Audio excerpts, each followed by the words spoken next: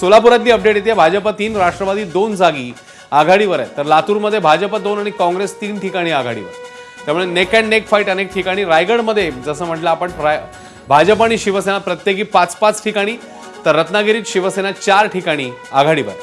आणि कोकणचा अश्विन तू मगाशी उल्लेख केला, त्या उल्लेखानुसार सिंधुदुर्गाचं गणित विशेष म्हणावं लागेल, कारण सिंधुदुर्ग जिल्हा हा आतापर्यंत शिवसेनेचा एखादी गड किंवा बालेकिल्ला मानला जायचा. आणि हे गावचं चित्र दाखवून आपण एक प्रकारे आपल्या प्रेक्षकांपर्यंत आकडेवारी पोहोचवण्याचा प्रयत्न करतोय की भाजप 30 जागांवर आघाडीवर आहे जिल्हा परिषदांमध्ये, शिवसेना 17, 18 पर्यंत ही आघाडी आता गेलेली आहे. राष्ट्रवादी काँग्रेस 15, काँग्रेस 10, ठाकरे सेना 6 आणि इतर 3. शरद पवारांच्या राष्ट्रवादीला अजूनही कुठेच आघाडी घेता आलेली नाहीये. 731 जागांपैकी पुढे पुढे चित्र अधिक स्पष्ट होत जाईल.